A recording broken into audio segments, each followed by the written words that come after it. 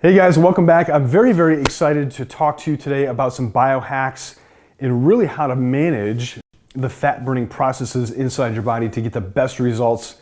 And I'm going to give you the fundamentals of why glucagon and insulin especially are so important in trying to turn on and turn off fat burning. And so we're really going to nerd out today. And this is going to be a very exciting thing for you guys because you're going to understand how to manipulate your hormone levels, which are insulin and glucagon, in order to get the best results. And so the first thing I want to do is really talk about how carbohydrates, fat, and protein relate into insulin production or insulin release in your body. And so if we notice that, right here, this very big spike here, which is pink, which relates to carbohydrates, is a very high glycemic index carbohydrate. That could be like white sugar or a candy bar or something that's digested very quickly. It's got no fiber in it, right? So it immediately just digests very quickly. This other line here that you're going to see would be something that's a little bit more complex carbohydrate. Maybe it's like brown rice or something like that. It's a little bit more complex, wheat bread instead of white bread. And one of the things I need you guys to understand is that anytime that there is insulin present in the bloodstream, it turns off the fat burning mechanism. It truly does. And so you cannot burn fat with the presence of insulin in your body. It turns off all the mechanisms. And so what happens here is that when you have a complex carbohydrate, you think you're going to be doing yourself a favor, and you are, because you don't want to have a massive spike in insulin because that causes insulin resistance and that causes many other metabolic syndrome problems. But when you have a complex carbohydrate here, usually like if you have a high glycemic, high GI type carbohydrate, it lasts about an hour. And then if you have something that's a little bit lower glycemic index carb, like a complex carbs, you might actually have an insulin release for up to 2 or 3 hours or longer, depending on how big your meal is. And here's protein. Protein does have a small insulin response. And fat obviously has the smallest out of all the three. And so what I need you to understand is that whey protein, for example, gets absorbed into the bloodstream so quickly that you literally have an insulin response to that. And so you got to be very aware of the types of proteins that you have too. And so one of the things that I do personally is I use pea protein. I don't use whey protein anymore. Pea protein generally has a much smaller insulin response and allows my fat burning mechanism to be in play a little bit longer. And so let's talk about the roles of glucagon first, because glucagon actually turns on that fat burning mechanism. And so glucagon is released by the alpha cells inside the pancreas, which is located really near your stomach. And that absolutely turns on the fat burning mechanism inside the body. Things that stimulate glucagon production would be low blood sugar. It actually supports your blood sugar and tells your liver to actually release some of the stored glucose or glycogen. It is stimulated by epinephrine, which could be adrenaline. So if you have an adrenaline response, and we'll talk about this probably in a different video about cortisol and epinephrine and adrenaline, but when you think about it from an evolutionary standpoint, if you're trying to run away from a lion or tiger or a bear or something like that, and you need massive rushes of carbohydrate glucose in order to run away from whatever you're trying to get away from, glucagon is the one that do that. It's the responsible party for that release of glucose from the liver.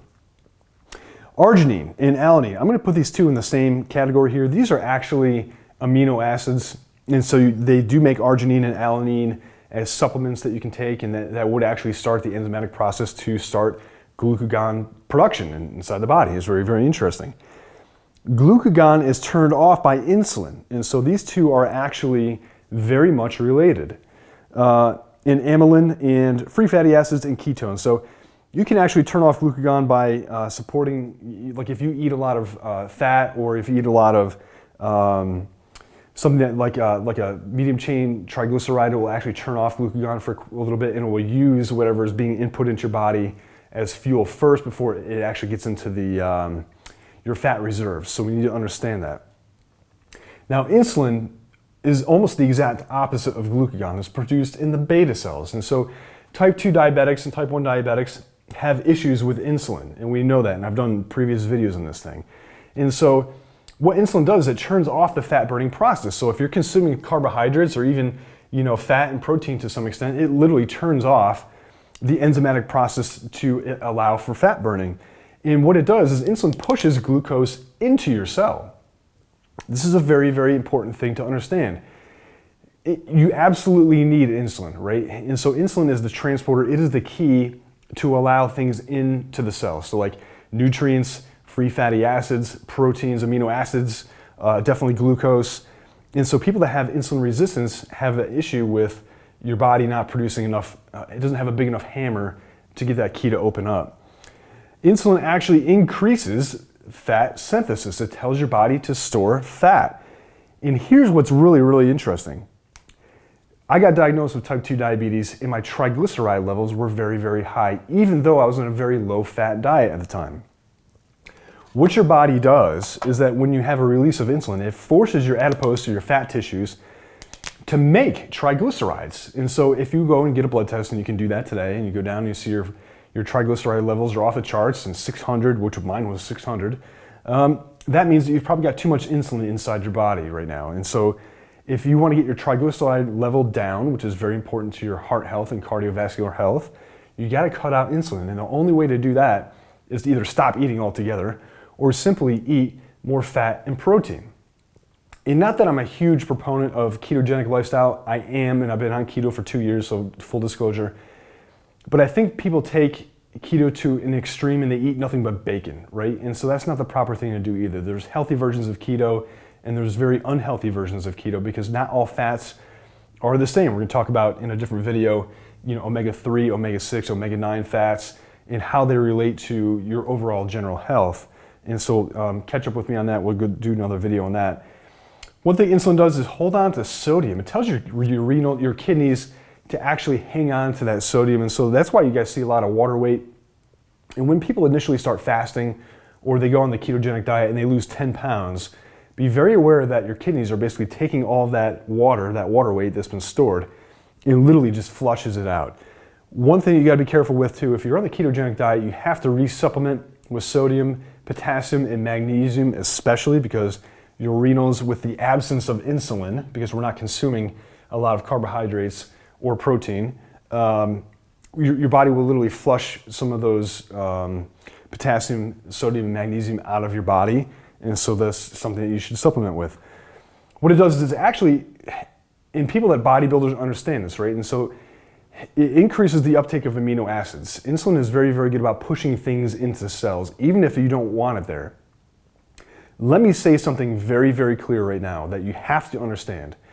You can consume fat and protein together. That's fine. You can consume carbohydrates and protein together. That's fine. You can consume carbohydrates alone. That's fine. You can consume fat alone or protein alone. That's fine. You can don't ever consume fat and carbohydrates at the same time, because when you have an insulin response, it will literally take all the fat that has been digested and shove it into the cell. That is what insulin does. It shoves things into cells.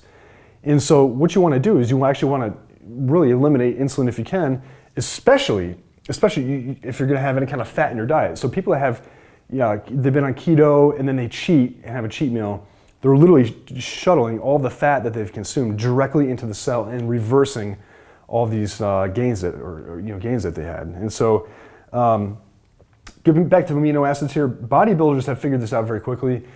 When you have a very, very difficult workout and you're breaking down that muscle tissue and you want to rebuild it, people always talk about that window, and I don't really believe in the window. They say, oh, within 20 minutes you got to have some kind of high carb thing to replenish your glucose stores. Glycogen will do that for you. Trust me, glycogen is very, very good at that, replenishing your blood sugars and replenishing your glycogen stores or glucose stores. But bodybuilders have figured this out. You do need, at some extent, if you want to get huge, a little bit of insulin to push those amino acids, which is basically the breakdown of protein, into the cell. Insulin actually pushes potassium into the cells, but it takes it out of the bloodstream. It's something to be aware of. We're not going to do a video on that. Insulin has a very short half-life. Endogenous, which means insulin that is produced by your pancreas, right? And so like you can have external or exogenous insulin. You can do insulin injections, and that will be a completely different half-life because there's short-acting, intermediate, and long-acting insulins. But we're not going to go into that in this thing. But it takes about 1 hour to fully degrade. And so let's talk about this. If you have an insulin response for a high glycemic carb, your fat burning mechanism is turned off for at least 1 hour. And this is the thing that you need to understand. A lot of you guys are going to the gym, but you're having a pre-workout snack with that. And the slightest bit of insulin, it doesn't matter if it's protein or carbohydrate or even a little bit of fat before you work out, turns off glucagon, it turns off the fat burning mechanism.